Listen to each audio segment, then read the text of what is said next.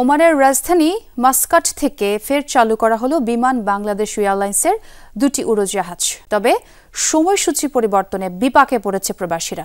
উড়োজাহাজ স্বল্পতার কারণে সাময়িকভাবে নেওয়া হয়েছে সিদ্ধান্ত, জানিয়েছে কর্তৃপক্ষ। পাশাপাশি জানিয়েছে দ্রুত এ সমস্যার সমাধানের মধ্য দিয়ে পূর্বের সময়সূচিতে ফিরে যাবে ফ্লাইট শিডিউল। ওমান থেকে সহকর্মী মোহাম্মদ রফিকুল্লাহর পাঠানো প্রতিবেদনে থাকছে বিস্তারিত। আর এইটা ওইটা না, কাপড় ধোয়ার একটাই সলিউশন, চাকা অল ইন ওয়ান। মধ্যপ্রাচ্যের দেশ ওমানে বাস ৮ লক্ষেরও বেশি প্রবাসী বাংলাদেশির। ওমান থেকে বাংলাদেশে যাতায়াতে প্রবাসীরা সবচেয়ে বেশি নির্ভর করে বিমান বাংলাদেশ এয়ারলাইন্সে। দীর্ঘ ১ মাস ধরে বিমান সেবা বন্ধ থাকার পর দেশটিতে নিযুক্ত বাংলাদেশি রাষ্ট্রদূতের তৎপরতায় আবারও চালু হতে যাচ্ছে বড় উড়োজাহাজের ফ্লাইট। তবে এই দুই ফ্লাইট শিডিউলের মাঝে সময় ব্যবধান মাত্র ১২ ঘন্টা, যা পরিচালিত হবে শুধুমাত্র দিনের বেলায়। এতে নাখোশ দেশটির প্রবাসীরা। যখন যাত্রীরা বাংলাদেশে যে পৌঁছবে তখন রাত্র হয়ে যাবে। রাত্র হলে তাকে বিভিন্ন জায়গাতে যাওয়াটা, কুমিল্লা, নোয়াখালী বা বরিশাল যাওয়াটা তার জন্য খুবই রিস্কি হয়ে যায়।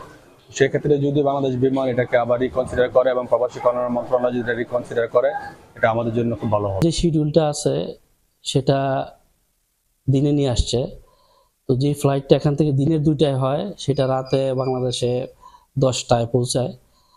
যার কারণে হচ্ছে কি 10টায় একটা লোক এয়ারপোর্টে পৌঁছানোর পর সে যখন তার গন্তব্যে যেতে চায় ওই সময়টা গভীর রাত 12টা। আমাদের দেশে বর্তমান যে পরিস্থিতি, এই পরিস্থিতির তুলনায় আসলে এই শিডিউলটা আসলে অনেকের কমপ্লেইন। ওমানের বিমান বাংলাদেশের কান্ট্রি ম্যানেজার জানিয়েছেন যত দ্রুত সম্ভব আগের সময়সূচিতে ফিরে যাবে বিমান। আমাদের এই শিডিউলটা হচ্ছে 20শে জুলাই থেকে 25শে অক্টোবর পর্যন্ত, এবং সপ্তাহে আমরা 4টা ফ্লাইট পরিচালনা করব।